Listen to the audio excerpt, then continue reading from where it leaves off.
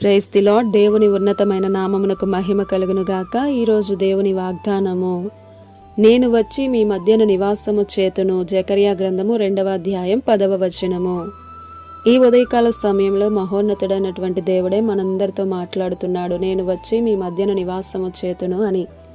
Shadrach, Meshach, అబేద్నెగోలను అగ్నిలో వేసినప్పుడు వారు పాటలు పాడుతున్నారు, సంతోషంతో నాట్యం చేస్తున్నారు. కారణం ఏమిటంటే వారి మధ్య దేవుడున్నాడు. ఆ అగ్నిగుండం కాస్త ఆనందకర స్థలంగా మారిపోయింది. సింహాల బోన్లో దానియేలును వేస్తే అక్కడ కూడా దానియేలుతో దేవుడే ఉన్నాడు. సింహాల నోలను మోయించాడు. ఆ సింహాలు ఏ హాని చేయలేదు. మనం కూడా ఏ పరిస్థితుల గుండా వెళ్ళినా దేవుడు మనకు తోడుగా ఉండి మన మధ్యే ఉంటే అగ్నిగుండం మనల్ని ఏమీ చేయదు. ఆఖరికి సింహాలు కూడా ఏమీ చేయలేవు. దేవుడు మన చుట్టూ ఓ అగ్ని ప్రాకారంగా ఉన్నాడు. మనకు ఆయన తోడుగా ఉంటే ఏ పురుగు, ఏ చీకటి లోనికి రాలేదు.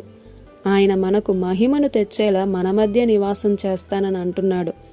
సంతోషించి ఆనందించడమే.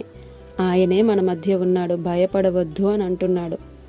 ప్రియ సహోదరుడా, సహోదరి, నీ భక్తి, నీ విశ్వాస్యతను బట్టి నీ ఒక హేబేలువైతే కయీనుంటాడు, అబ్రహామువైతే నీకొక లోతు ఉంటాడు, యోసేపువైతే తనలాంటి అన్నలు, గోధుమవైతే నీకొక గురువు కూడా ఉంటుంది, మొర్దెకై అయితే నీకొక హామాను, ఏలియా అయితే నీకొక బయలు ప్రవక్తలు, మోషేవైతే నీకొక ఫరో ఉంటాడు. ఇలా చెప్పుకుంటూ పోతే కష్టాలలో నలిగిపోతున్నా సరే భక్తులందరూ దేవుడే తోడున్నాడని ధైర్యంగా ఉన్నారు. నీవు కూడా వారి వంటి వాడివైతే వారితో ఉన్న దేవుడే నీతో కూడా నివాసం చేస్తాడు. ఆయన వాక్యమై ఉన్న దేవుడు మనలో, మన మధ్యలోనే ఉన్నాడు. ఆమేన్. దేవుని కృప మనందరికీ తోడై ఉండును గాక. ఈ దిన వాగ్దానం మనందరి జీవితాలలో నెరవేరాలని కోరుతూ దేవుని సువార్త పరిచర్యలో మీ సహోదరి Prasanna. God bless you. Amen.